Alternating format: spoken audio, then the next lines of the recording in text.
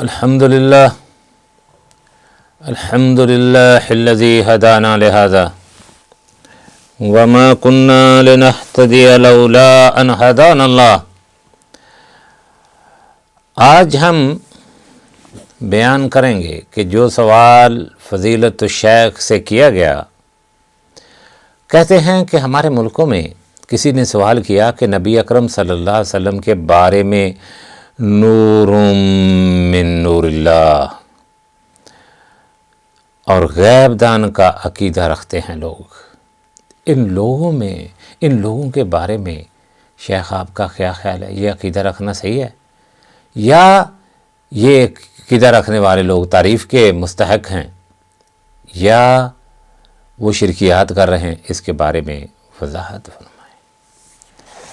جواب دیتے ہیں شیخ اللہ کے فضل اور اس کی توفیق سے، کہتے ہیں جو شخص، اچھا اوپر ایک بات اور بھی کہی سوال میں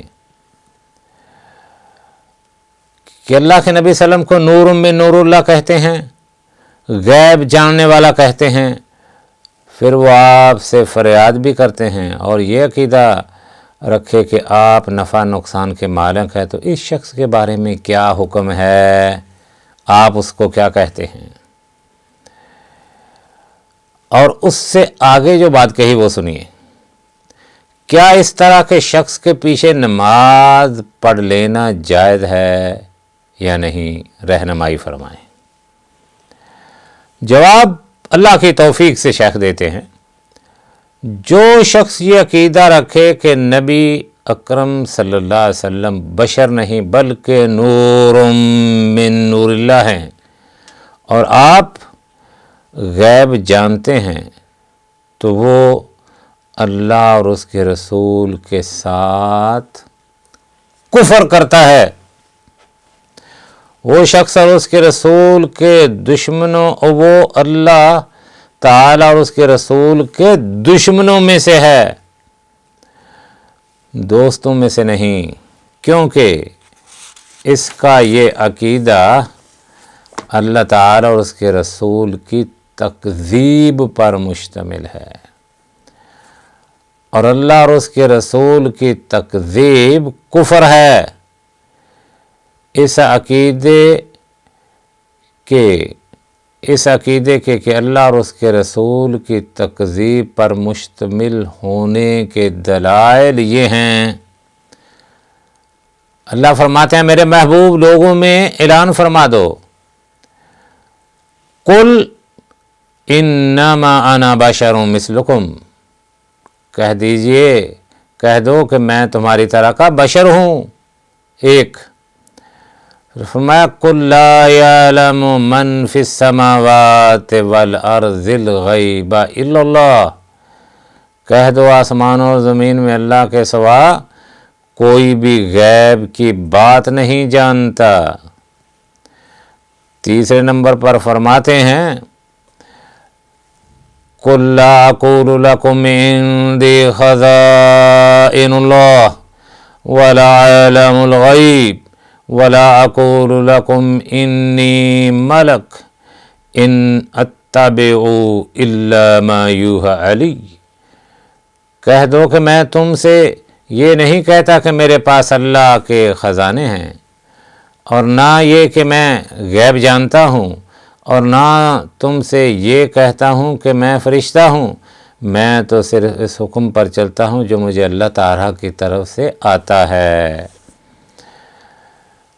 اس کے بعد چوتھے نمبر پر فرماتے ہیں قل لا املک لنفسی نفعا ولا ضرا الا ما شاء اللہ ولو كنت اعلم الغیب لاستکثرت من الخیر وما مسنی السوء ان انا الا نذیر وبشیر لقوم یؤمنون، کہہ دو کہ میں اپنے فائدے اور نقصان کا کچھ بھی اختیار نہیں رکھتا مگر جو اللہ چاہے، اور اگر میں غیب کی باتیں جانتا ہوتا تو بہت سے فائدے جمع کر لیتا اور مجھ کو کوئی تکلیف نہ پہنچتی، میں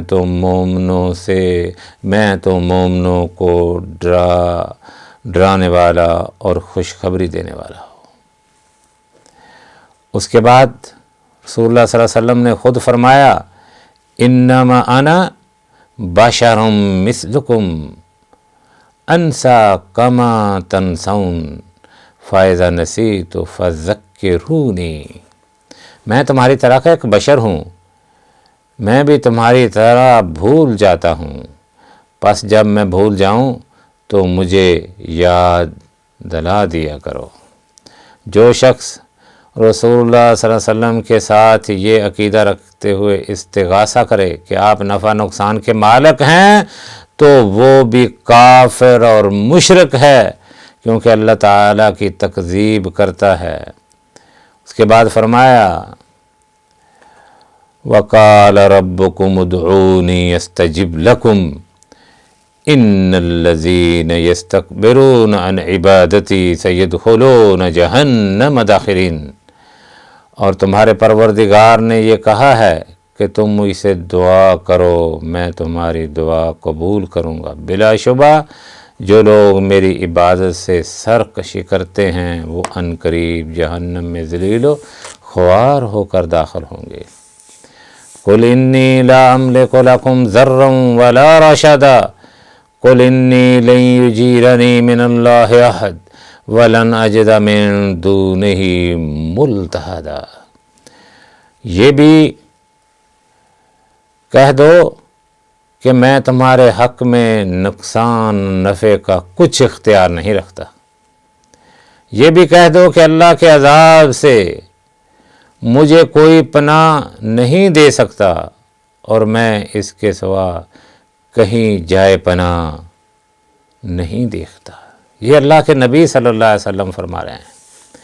حدیث میں ہے